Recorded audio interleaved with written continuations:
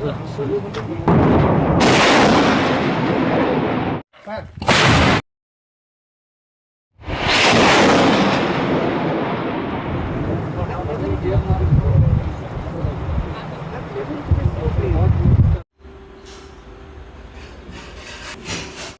और मेजर अनवर खान जो पाकिस्तानी आर्मी के मेजर, उनके बीच में डिस्टेंस दूरी कितनी थी? वो बैंकर के ऊपर था। मैं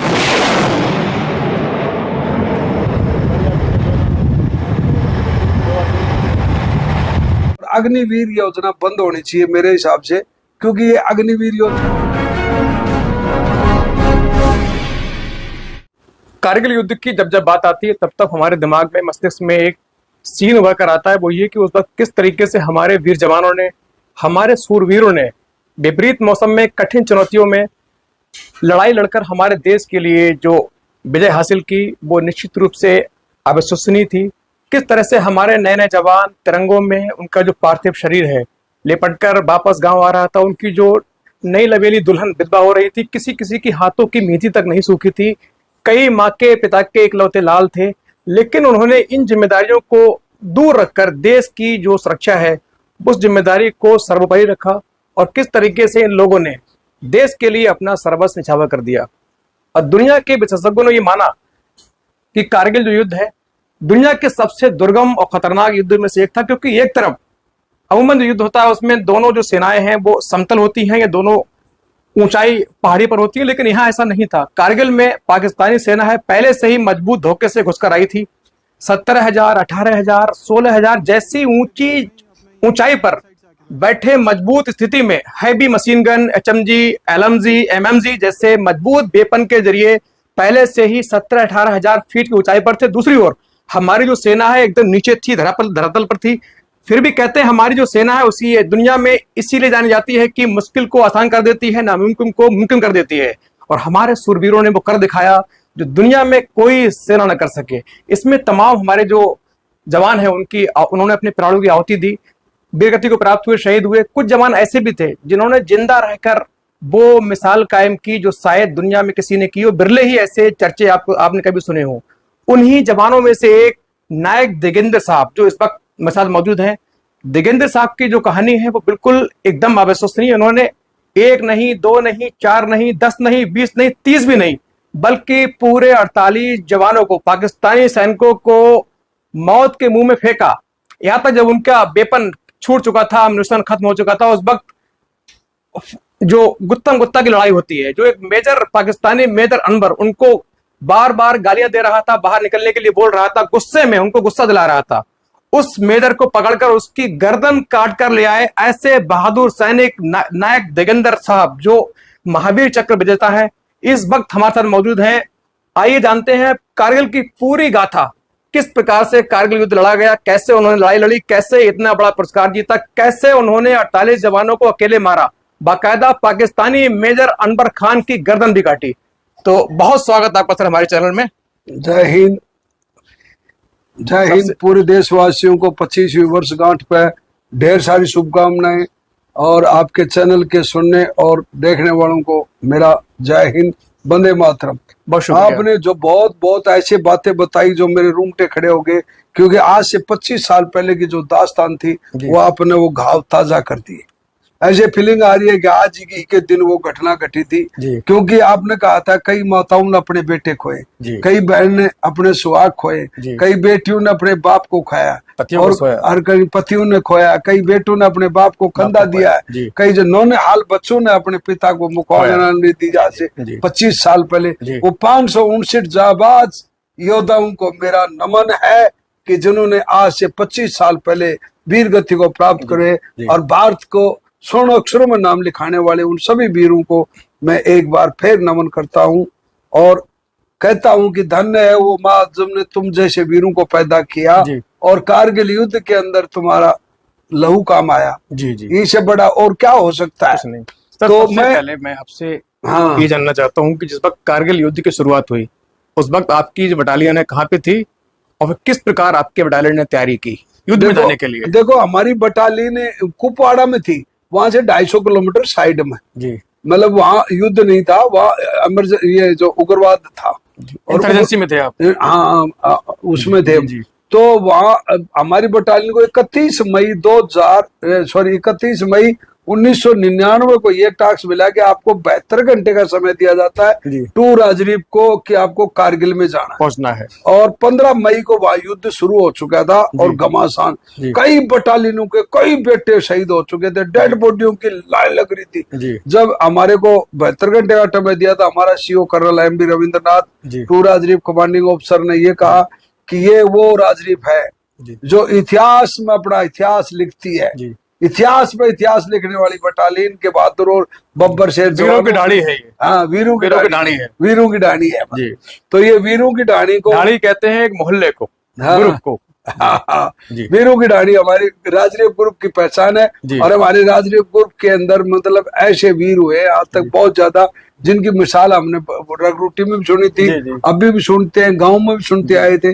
तो जैसे शेर चंपीरू सिंह था, परमवीर चक्र, हौलदार चुनाराम, महावीर चक्कर 1948 का जिंदा महावीर चक्कर, फर्स्ट महावीर चक्कर हौलदार चुनाराम पगेड़िया, होशियार सिंह कीर्ति चक्र, ये राजरूप में सारे आते हैं। हाँ, बहुत अपने पास में 10 महावीर चक्कर है, 2 परमवीर चक्कर है।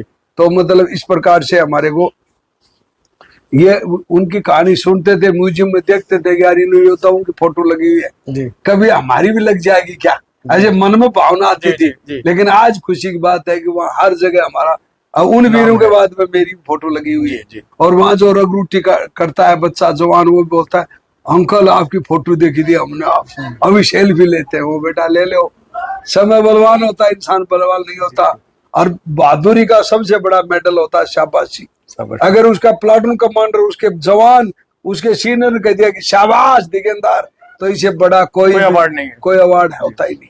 फिर कारगिल कैसे पहुंचे? तो इस प्रकार से क्या है कि हमारे को 72 घंटे का था, हम 36 घंटे में गुमरीम पहुंच गए। हमारी बटालियन को इतना शौक लड़ाई का कि चाव चढ़ रहा है, जैसे किसी ब्याह शादी में होता है ना परिवार को चाव, ऐसे हमारा पूरा परिवार होता है, शौक होता जाने का, शौक होगा। वो एकदम गुमरीम गए, वहाँ chief of the army staff आया तो उसने बोला कि भैया मलिक साहब, हाँ मलिक साहब बोले आपको 3-4 दिन में आपका सैनिक दरबार लिया जाएगा, इतने आप तोलोलिंग ओ ग्रुप जाओ। तो हमारा ओ ग्रुप में मैं घातक प्लाटून का प्लाटून हौलदार की ड्यूटी कर रहा था उस टाइम में। तो वो उसी टाइम मतलब हमारे को वहां भेजा गया ओ ग्रुप को। तो वहां रेकी करने के लिए हम गए तोलोलिंग के ऊपर। तोलोलिंग पर रेकी कराया तो वहां मतलब दूसरी बटालियन हम पता कराया वहां तोलोलिंग पे कितने हमले हुए। तो वहां जो बटालियन थी उन्होंने बोला कि हमारे से पहले 2 बटालियन फैल हो चुकी, एक बटालियन का तो हमला है वो नाकाम हो चुका था, नाकाम हो चुका। आपकी और तीसरी बटालियन जिससे बात कर रहा था वो भी नाकाम हो चुकी थी। यानी 3 बटालियन का हमले तो हो चुके थे उनके, और उनकी डेड बॉडी भी 28 मई को अटैक मारा था और उनकी डेड बॉडी भी वहीं पड़ी हुई थी, वो दुश्मन नहीं उठाने दे रहे थे। मतलब दुश्मन जो है हैवी फायरिंग कर रहा था जिससे डेड बॉडी उठा सके, और वहां जाने नहीं देता था उनको डेड बॉडी पास में। दुश्मन कितनी ऊंचाई पर था आपसे? दुश्मन वहाँ 16-17 हजार फीट पे था, हम नीचे थे जी। वो तो बहुत नामुमकिन काम था करे मतलब, लेकिन भारतीय सेना के लिए नामुमकिन तो कोई शब्द ही नहीं है। मतलब तो राजनीति के हिस्ट्री में भी नहीं है और भारतीय सेना की हिस्ट्री में भी नहीं है। और राजनीति तो वो है जो आज तक अटके हुए किले को तोड़ी है। राजनीति की ऐसी कोई बटालियन नहीं है जो किसी से कमजोर हो। फिर आपने तजवीज प्लानिंग कैसे की तो वहां पहुंचने के लिए? वहां जैसे गए तो हमारे सीओ साहब कर्नल एम.बी. रविंद्रनाथ बोलता भाई घातक प्लान हौलदार दिगेंदार। मुगा साहब क्या प्लान है? मुंगो साहब ये है तोलोलिंग इस प्रकार से। तो सामने से 3 बटालियन हमला कर चुकी, उनको कुछ भी नहीं मिला। हम दुश्मन के ना चुके से पे वार करेंगे तो दुश्मन ढह पड़ेगा। अगर हम ताकतवर पर करेंगे तो हम खुद ही करेंगे। तो दुश्मन का हमेशा ना चुके सब वार करना चाहिए। उसकी कमजोरी कहाँ है वो देखनी चाहिए। कमजोरी देख के ना वहाँ अटैक करना। तो मैं इस नाले से गया और यार एक करके नीचे आके अपने शिव साहब को बताया। शिव साहब ने बोला आप chief of the army staff को बताओ कि मेरे को ये रसिया का रस्सा चाहिए, क्योंकि मेरा माउंटिंग वेलफेयर कोर्स था, कमांडो कोर्स था, पीटी कोर्स था, कराटे ब्लैक बेल्ट था, मेरे मतलब कई कोर्स थे, 6-7 कोर्स हाई ग्रेडिंग था। मतलब उससे पहले मैंने काफी तजर्बा हो चुका, 14 साल नौकरी थी मैं मतलब। तो मैंने वो बात चीफ को रखी, चीफ ने दरबार में कहा, बोले बेटा ये सामान मिलेगा तेरे को। फिर मैं 14 घंटे में रस्सा बांध दिया। 10 जून को मैं रस्सा बांध के ने रात को मतलब शाम पूरा लग गया आपका, पूरा 10 बजे के लगभग 10 जून को रात को मैं रस्सा बांध के नीचे 14 घंटे में। जब अपने शिव साहब को बताया, शिव साहब बोले सीधा मलिक साहब से बात कर। मैं साहब मलिक साहब से मैं ही करूँ सीधी, बोले हाँ। अरे जनरल साहब से तो बात कर ऑनलाइन लाइन पे। मैं सर कोबरा। बोले वाह मेरे बेटे भगत सिंह, तुझे 48 घंटे पहले हिंदुस्तान की पहली विक्ट्री यानी फर्स्ट जीत ऑफ कारगिल वार की मुबारक हो बच्चे जी। 48 घंटे का मतलब, इसका मतलब 12 जून को अटैक मारा।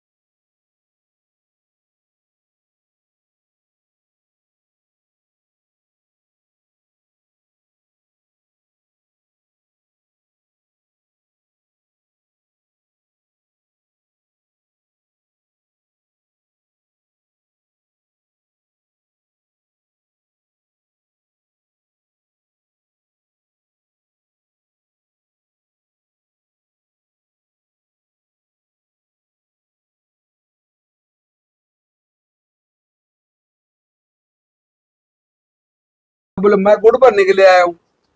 तो बोले मोगो साहब 5 आप उठा देना जी। ऐसे करके हम 10 के 10 आदमी मतलब बातों बातों में ही 10 बैंक को उड़ाने की कसम हो गए। हाँ डिटेल हो गए, कसम खा ली कि हम चाहे कुछ भी, चाहे जिंदा या मुर्दा बैंकर के अंदर घुसेंगे। मतलब एक तरफ पाकिस्तान की सेना, हाँ, उनके सामने, उनकी जो गन के सामने आप, हाँ, आपकी टीम, हाँ, अब आपको सामने जाना है हाइट चल के, हाँ, उनके बंकर तक। अब जैसे ही हम ऊपर जाते हैं, उस टाइम पर यहाँ से फायर बेस बनाया था हमारे शो साहब ने, तो फायर बेस से फायर आ रहा था। 12,000 गोले बरस रहे थे 1 मिनट में, बोफोर्स तोप के अपनी जितनी आर्टिलरी जितनी सबको डायरेक्ट फायर करा। तो मैं यहाँ बोला मेरे को ऑल स्टेशन और कोबरा ओवर। मैं बोले पास, मेरे को 1 मीटर ऊपर फायर। बोले बहुत बड़ा रिक्स ले रहा है, अटैक के टाइम तो फायर बंद होना चाहिए। बोला ना 1 मीटर ऊपर करो। बोले क्या बेवकूफ वाली बात करे, मुझको मैं सही कर रहा हूँ। डायरेक्ट फायर आ रहा है, इनडायरेक्ट नहीं हो रहा। तो डायरेक्ट फायर या ऊपर करते आगे जाके पड़ेगा जी।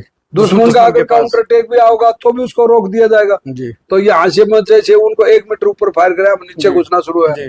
तो मेरे पास 18 हैंड ग्रेनेड, 350 गोली, AK-47, एक पिस्टल, एक कमांडो टैंक, ये हथियार था। मैं ऐसे सांप की तरह रेंगता हुआ आगे की तरफ बैंकर की तरफ बढ़ता हूँ।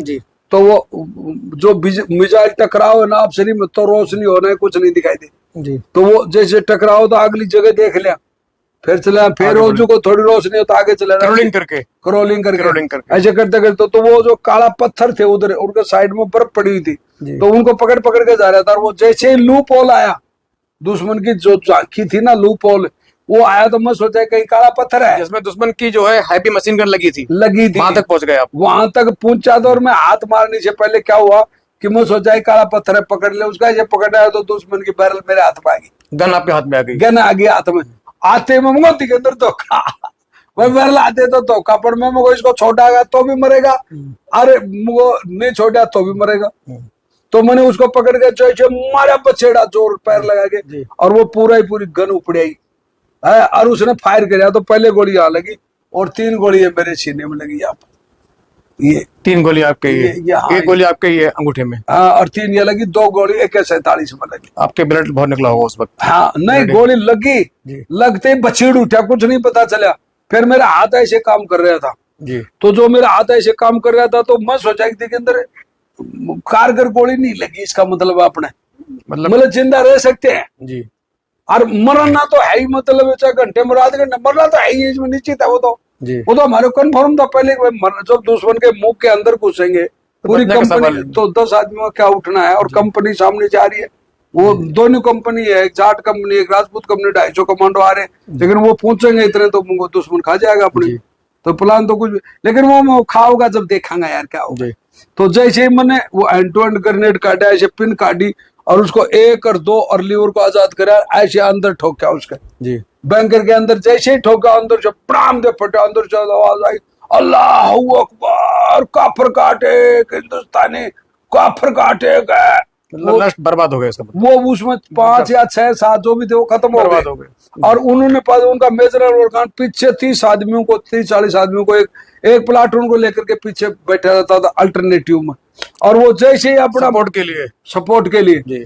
अब वो जो भवरलाल एंड सुबेदार गुप्ता साहब ये सारे आगे की तरफ बढ़ गए थे, उन्होंने वो तो बोले याली, अपने वाले बोले बोल बजरंगबली राजा रामचंद्र की जय, और डट सपरे शुरू हो गई, सपरे शुरू हो गई। आपकी और मेजर अनवर खान जो पाकिस्तानी आर्मी के मेजर, हाँ, उनके बीच में डिस्टेंस दूरी कितनी थी? वो बैंकर के ऊपर था, मैं नीचे था। बंकर के ऊपर? हाँ, वो ऊपर थे, मतलब बैंकर के ऊपर जो मोटी चादर बनी हुई थी, कोई जी 2 मीटर की, कोई 1.5 मीटर की, ऐसे तकरीबन मेरे पास मतलब 8-10-12 फीट ऊपर था वो बिल्कुल जी। लेकिन मैं उनके करोट रेंज में ऐसे पहुंचा था, इधर से गोली आओ तो भी बचो, इधर से फायर हो तो भी बचो। और ये वाकया रात का है ना? बिल्कुल रात को होता है जी। ये रात को ही होता है, अटैक हमेशा रात को होता है। अभी वहां ये फर्स्ट एड कर लिया मैंने, ठंडे दिमाग से मेरे एक संदाली छूट की ग्रेनेड काटूं, उनकी गन ऐसे डट फायर करिए, तो चमजू से मेजर अनवर खान हमारी पूरी चार्ली कंपनी पर फायर खोल रहे क्या पूरी तरह से। आप नीचे थे उसके? हाँ, उसको फायर ऊपर, मैं नीचे था। आप पूरा मंजर देख रहे थे? बिल्कुल, एक एक गन मेरे को आज भी ऐसे कैसे दिखाई देती, वो चल रही, वो चल रही, वो चल रही। अनवर खान को आइडिया नहीं था कि नीचे आप हैं? हाँ, उनको दिखाई नहीं दिया। उनको दिखाई देता तो वो ग्रेनेड मार के मेरे को वहीं खत्म कर देते। जी। लेकिन उनको कुछ भी पता। फिर मैं एक बार उधर का बैंक उठाऊं, एक बार इधर का उठाऊं जी। उनको ये नहीं पता चलने दिया कि भाई ये इधर है या इधर। आपके लोकेशन क्या है? हाँ, फर्स्ट में एक बार इधर उड़ाया, फिर उधर उड़ाया, फिर उधर उड़ा, 2 बार उड़ा दिया, फिर इधर आ गया, फिर इधर 2 बार उड़ा दिया। उनको धोखा दिया आपने? मतलब हर बात पर उनको लगा कि इंडियन आर्मी में काफी बड़ी मात्रा में है, बड़ी संख्या में है। हाँ, ये चीज वही तो अब क्या होता है कि उस जगह पर ऐसे करते करते सुबह 4 बजे तक उनके 11 बैंकर उड़ा दिए आपने। हाँ, 11 बैंकर उड़ा दिए। वो मेजर अनवर खान वो वारले सेट बोले हिंदुस्तानी, हमारा काउंटर अटैक आना चाहिए जल्दी से जल्दी, हिंदुस्तानी काफर हमारे पे बहुत भारी पड़ चुके हैं और इनको मतलब रीइंफोर्समेंट चाहिए इमीडिएटली। जब मैं समझ गया मुझे, हाँ, वो मुझे गाली भी खूब काट रहा था, हिंदुस्तानी कुत्ते कोबरा तुझे 95 में नहीं मारा, एक बाप की औलाद है तो बाहर लेकर तुमने 16 टूक करूंगा, क्योंकि हमारी 6 नॉर्थ लाइट इन्फेंट्री के तुमने 16 सिर काट के ले गए थे ना, वही टू राजरी भाई, ये आज बदला लेंगे खुदा का शाम पलाना, वो लोग क्या गाली गलोच वो निकाल रहा जी, आज बदला लेंगे हिंदुस्तानियों से। तो मुझको यार ये तो वही है जिसका सिर काट के ले आए थे अपन। तो वो गाली गलौज कर रहा था, खूब गाली काटी, वो मैं बता नहीं सकता अभी वो गाली का क्या मतलब है। जी।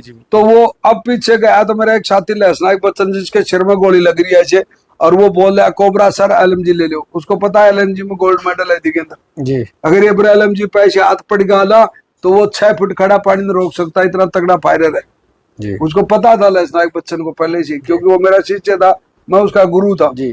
तो अब जैसे ही वो LMG पकड़ी उसका पिट्ठू लिया और उसमें मैगजीन चढ़ा हुआ था, जब वो सोचा एक मैगजीन तो चढ़ा हुआ है ही, और मैं जैसे ऊपर चढ़ा बर्फ में कटी हुई पड़ी हूँ तो मेजर अनवर दोनों कन्नू के बीच में ऐसे काला काला मुझे दिखाई दिया।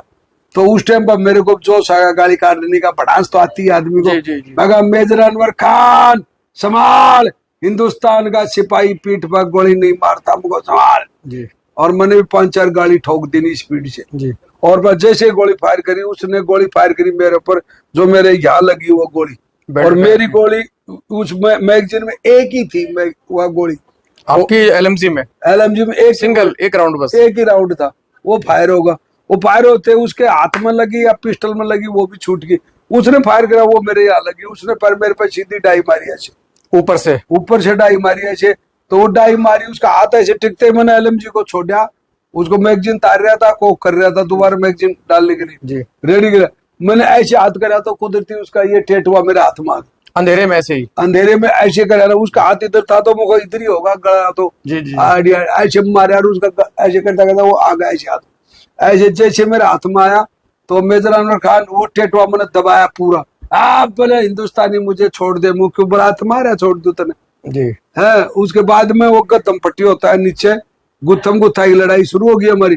अब वो छुटा गया, मेरे छुटाते ही मैंने उस पर ऐसे खड़ा तो मेरी ये टांग पीछे हटना शुरू हो गई, मुझे यार ये तो काम नहीं करे जी। तो एक टांग पर बैठा और ऐसे मारा डाई, डाई मारे, वो नीचे पड़ा, पड़ते गए ऊपर, मतलब काट कमांडो टाइगर में गर्दन में बैठाया छे, बोले आ मैं गया काम से, उसकी मुंडी काटी, कमांडो टाइगर को दूर फेंका कि वो साइनाइड में था, जहर होता है। हाँ जहर होता है उसमें, वो मुंडी काटी ऐसे और उसको फेंका, वो ऐसे लेकर के और भारत माता जय बोलता हो ऐसे ऊपर चढ़ा। उसी टाइम अमरीकी सैटेलाइट में मेरी फोटो, आपकी फोटो बड़ी वायरल हुई थी। हाँ, जो अमरीकी सैटेलाइट में आपकी फोटो छपी थी। हाँ, तो वो अब वो उसकी वजह से भारत सरकार ने मुझे जिंदा महावीर चक्र दे दिया। फिर वो सैटेलाइट चीफ के पास में आया था, उसका कोई क्यों क्या था, वो बता रहा, बोले बेटा अमरीकी सैटेलाइट तुझे महावीर चक्र दिया है।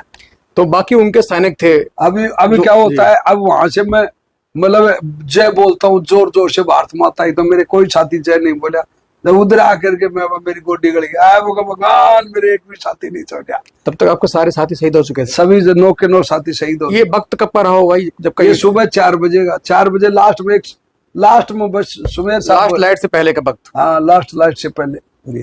तो वो उसी टाइम मतलब मेरे को बस, अब वो सीओ साहब मतलब 200-300 मीटर पे आ गया था, हमारे 4 जवानों के पैर उठ गए थे, मतलब जी इसी हमले में। हाँ माइंड से।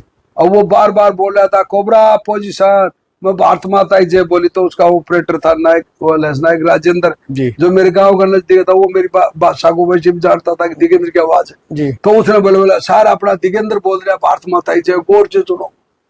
बोले फायर में इतना नहीं, फायर भी आ रहा था ना दोनों तरफ से। फिर मैं वायरलेस सेट लिया, ऑल स्टेशन फायर स्टॉप, तो वो सारा स्टॉप होते। फिर जब बोली पास शो साहब बोला बेटा घबरा मत, हम आगे आगे। और उसी टाइम पाकिस्तान का काउंटर अटैक आता है। उनके सैनिक फिर आपके ऊपर अटैक करने आ गए। हाँ, वो उनके 8-10 सैनिक आते हैं और वो मतलब काउंटर अटैक करते हैं। पाकिस्तान का काउंटर अटैक बहुत तगड़ा आता है।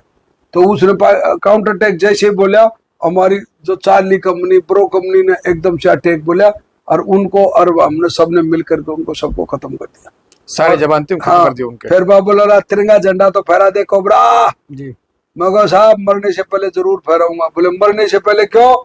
तो वो हौलदार हरपाल था हमारा, वो बोलता है, बोले साहब ये तो पूरी तरह एक नायक सुरेंद्र था बैरिया जी। तो वो भाज गया, बोले साहब इसको तो छेद ही छेद हो रहे जगह जगह से बॉडी में तो साड़ा बचे ही बोलो जी। बोले क्या बात कर रहे हैं? बोले हाँ। तो वो साहब तिरंगा झंडा काटेंगे। तो उसमें वो मेजर अनवर खान की बॉडी ली, एक पत्थर के सारा लगाई, और वो गड़ी हुई गर्दन थी, उसी के अंदर वो तिरंगा झंडा काट दिया और भारत माता की जय बोलती। उस टाइम मेरे सीओ साहब ने मेरे को उठा लिया और वहां से उठा के नीचे ले गया। वहां से श्रीनगर हॉस्पिटल में आया तो देश का प्रधानमंत्री अटल बिहारी वाजपेयी मेरे 3 थप्पी मार के बोलता, वाह रे मेरे कलयुग के कर्ण बली, तूने 48 मारे। मगर है तो डॉक्टर बोलता आप गिनते नहीं मोहन, आप गिनते के लिए होते आदमी छोड़े आए थे मोह वो मुझे आराम से गिनते हैं, वो उस टाइम गोली चल रही थी, वो गिनते करता। तो वो हंसने लगे, बोले साहब ये मौत से लड़ रहे यार, हंस रहे। बोले अरे फौजी ऐसे ही होते हैं। वो जनरल साहब बोले आप फौजी ऐसे होते हैं, जब मरते टाइम में हंसते हंसते बात करेंगे बोले। और उसके बाद मेरे को हॉस्पिटल में रखा, वहां से मेरे को पूना भेज दिया गया, भाई ये ड्रॉप किया। कितने महीने आप हॉस्पिटल में रहे? मैं 6-7 महीने रहा था, लेकिन मेरा 6-7 दिन तक मेरा कोमाम चला गया था जी। मेरी गोली निकाली, उसके बाद में कोमाम चला गया। उसके बाद 19 जून को मैं होश में आया, 19 जून। उसके बाद में 14 अगस्त को chief of the army staff मेरा नाश्ता वो मिठाई लेकर गया, बोले बाहर एक हिंदुस्तान के महाबली, तुझे भारत सरकार तुझे वीरों का वीर नहीं महावीर चक्कर से सम्मानित करिए। पूरा भारत माता के हर प्राणी तुझे सलूट कराया और उनकी तरफ से तुझे ढेर सारी शुभकामनाएं, तुझे महावीर चक्कर से सम्मानित किया। जिस वक्त आप वहां हमला कर रहे थे, उनका जो डिप्लॉयमेंट था पाकिस्तानी आर्मी का, वो किस प्रकार का था? कितने बंकर किस प्रकार थे? बंकर कितने मजबूत थे? कैसे बंकर उनके बैंकर इस तरीके से बना रहे कि तो बहुत तगड़ी जी। हर बैंकर के आगे क्रोल ट्रेंच बना रखी थी। Crawl trench? हाँ क्रोल ट्रेंच, मतलब 2 फीट की गहरी खाई, हाँ। सामने से इंडियन आर्मी आए उसमें फंस जाए इस तरीके से। हाँ जी। और वो बहुत तगड़ा काम था उनका, डिफेंस बड़ा मजबूत बना रखे था जी।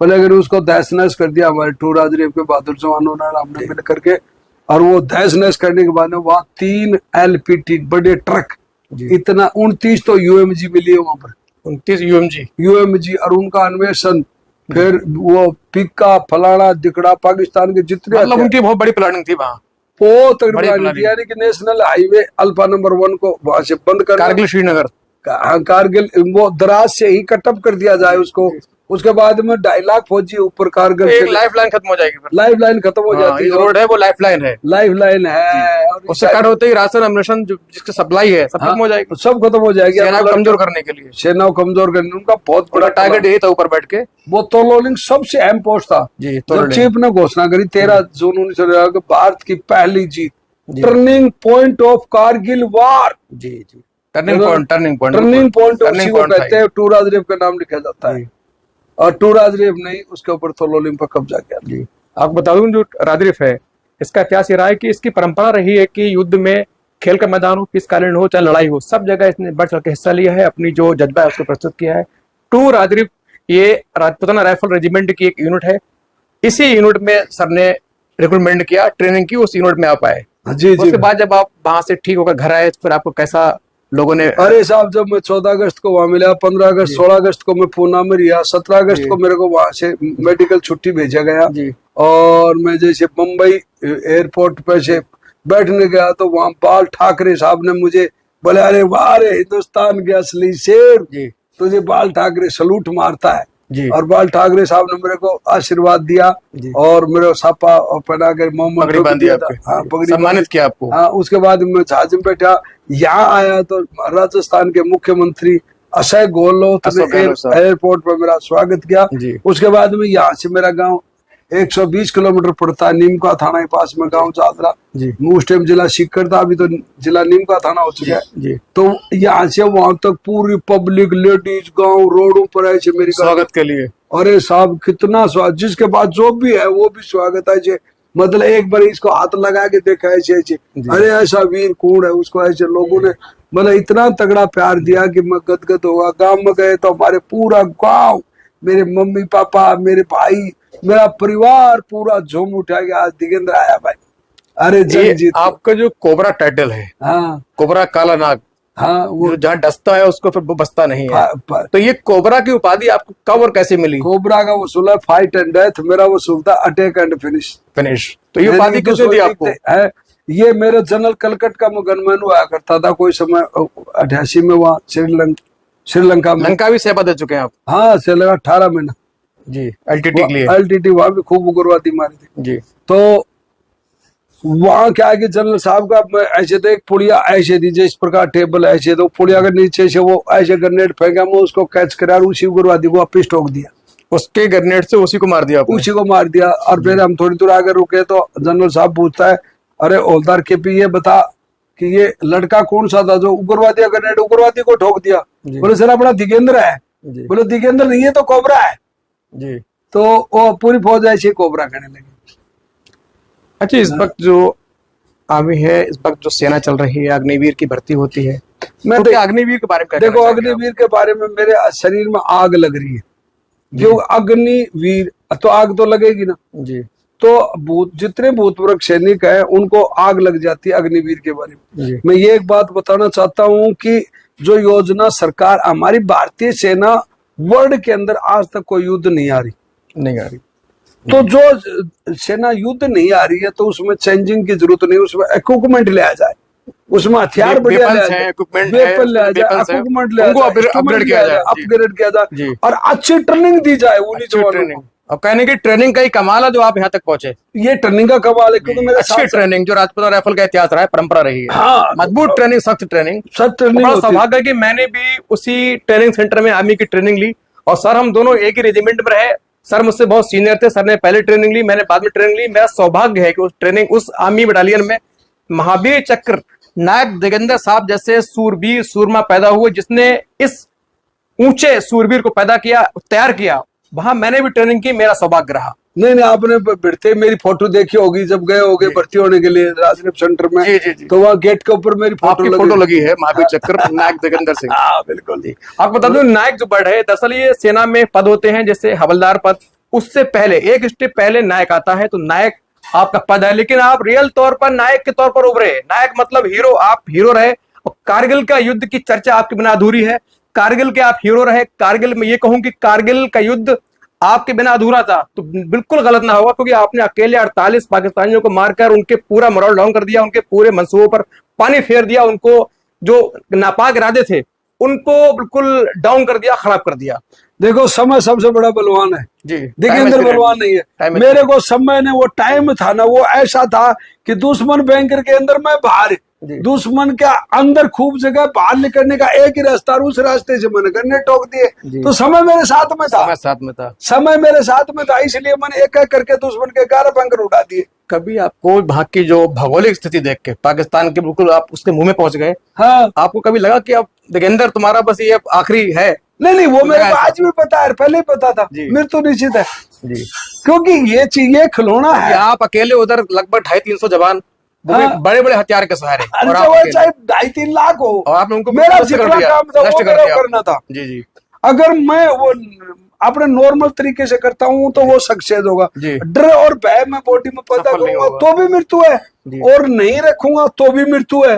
तो इसलिए जरूरी है कि यार निडर होकर लड़ाई लड़ी जाए और दिमाग से लड़ी ले जाए। बलवान वही होता है जो बुद्धिमान होता है, और बुद्धि पर जिसने काबू पाया ना वो विजय श्री उसको प्राप्त हुई है। और ये विजय श्री का आशीर्वाद हमारी बटालियन को इसी कारण है कि हमारी धैर्यवान बटालियन है। हमारी बटालियन में ऐसे डर भय की चीज की बातें नहीं करते कभी भी। तो जब मैं क्यों डरे था, जो मेरी बटालियन ही पूरी इतनी तगड़ी है, कहते हैं डर के आगे जीत है, डर के आगे जीत है, वो सच्ची बात है, यही मुझको दोहराई को जी, किसी ने भी ये डायलॉग बनाया वो सच है कि डर के आगे जीत है जी।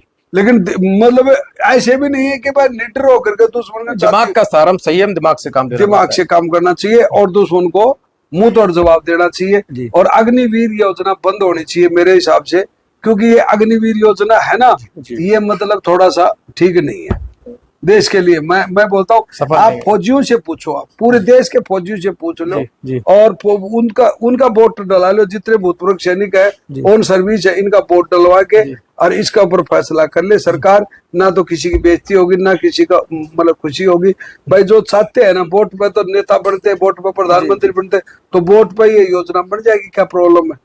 मतलब इसमें वोट डलवाया जाए भाई, अग्निवीर अच्छी है तो अच्छी रखो और बुरी है तो मतलब इसको हटा दी जाए। तो कोई, मेरा तो यही विरोध है इसका अग्निवीर योजना में। जिस वक्त आप जो 5 साल में ट्रेनिंग नहीं ले सकता, 14 साल नौकरी थी मेरी, मेरे 7-8 कोर्स थे, तो इसलिए मैं सक्सेस हुआ। अगर मेरी 5 साल नौकरी होती तो मैं सक्सेस। कहने की एक बात ये भी है, 5 साल के लिए जो सैनिक जाएगा उसके दिल में कहने की देश प्रेम की इतनी भावना नहीं हो सकती। मुझे 5 साल हो सकती है, नौकरी करनी, पैसा पाना हो सकती है, लेकिन उसका तजुर्बा नहीं होता, एक्सपीरियंस नहीं होगा। और सेराम कहने की एक्सपीरियंस काम आता है, एक्सपीरियंस बगैर कुछ भी नहीं होता, तजुर्बा नहीं होगा उसको, बगैर तजुर्बा कोई जंग हालात का। बिल्कुल। जब तक सैनिक पूरे देश में अलग अलग स्थल पर नहीं रहेगा उसको कैसे तजुर्बा होगा? भाई साहब, हर मौसम में लड़ाई लड़ने का तरीका, हर समय लड़ाई, कभी ट्रुप ज्यादा कभी कम, कभी अपने को सपोर्टिंग, कभी कवरिंग फायर, कभी फाइटिंग, कभी गुत्तम गुत्ता। ये चीजें जब उसको छोटी मोटी करे हुआ ग्राउंड पे करेगा तब वो ग्राउंड पे करे होता है ना, तब आदमी मैं लड़ाई में जीत सकता है। और जिसने कभी नाम लिखो स्विमिंग पूल नहीं देखा और उसको तैरना नहीं आता, उसको फर्स्ट बार कूदा दो डूब जाएगा, तो वो डूब जाए। तो ये हालत उसकी है। अग्निवीर की ये है कि ना तो वो अभी अग्निवीर का एक ध्यान रहेगा घर पे जी, उसका पैसे पे ध्यान रहेगा, अगर मेरे को इतने रुपए मिलेंगे 4 साल बाद में और इतने रुपए ले जाकर मैं ये करूंगा, उसकी प्लान ये होगी। और जो भर्ती होता है ना फौज में, जो परमानेंट सिपाही होता है, उसकी प्लान होती है कि मुझे कैसे प्रमोशन लेना, आगे क्या करना, क्या कैडर करना है, क्या कोर्स करना जिससे मेरा भविष्य सुधरे, और कैसे कैसे मैं यूनिट के अंदर मेरा जो वर्चस्व है वो जमाऊं। अगर यार ये लड़का तगड़ा है और यार फलाना लड़का, जैसे मैंने शुरू में गया पलटन में तो वहाँ आर्टसिल कंपटीशन हुआ था, तो उसमें फर्स्ट आया, तो वो फर्स्ट में टूर आज बोले अरे एक लड़का है राजस्थान का दिगेंद्र नाम, और साला सबसे तगड़ा है बोले, सबसे आगे गन को लेगा बोले, 219 के लेगी गन को कैरी करके, आर्टसिल गन थी तो वो कैरी होती थी पहले, तो बोले वो तो बहुत तगड़ा है, फायर भी तगड़ा है लड़के का यार, बोले तगड़ा है। तो वो पलटन में बढ़ाई होने शुरू होगी ना, तो अब बढ़ाई होगी तो वो आदमी गलत काम ही नहीं कर सकता, वो सोचा कि यार मेरी बढ़ाई हो रही तो मैं और अच्छा काम करूं। और जिसकी बुराई हो जाती है ना, जो वो बेइज्जती प्रूफ हो जाता है जी, तो वो ये सोचता है कि यार बेइज्जती तो हो रही है, चलो कोई बात नहीं जी, ये सौदा हो जाता है। तो इसलिए सरकार को सोचना चाहिए कि भाई ये ऐसे नहीं हो, फिर उसको कई फायदे, यहाँ बोलते हैं 10% उसमें नौकरी दे देंगे, 10% उसमें नौकरी दे देंगे। तो मैं सरकार से ये कहना चाहता हूँ कि जो पहले 15 साल नौकरी करके आए हैं, ये थे नायक, शूरवीर महान योद्धा, वॉरियर, कारगिल हीरो नायक दिगेंद्र सिंह कोबरा साहब, जिन्होंने कारगिल की जीत में अपनी अहम भूमिका निभाई, अति महत्वपूर्ण भूमिका निभाई। और आज मैं इनकी कोई तारीफ करूं, उनकी वीरता का बखान करूं, तो निश्चित तौर पर सूर्य को दीपक दिखाने के बराबर होगा। और आपकी कहानी निश्चित तौर पर पूरे देश को और तमाम सैनिकों को अनंत काल तक उनमें ऊर्जा भरेगी, उनमें उनको गौरवान्वित करेगी, उनमें हमेशा देश प्रेम की भावना पैदा करती रहेगी।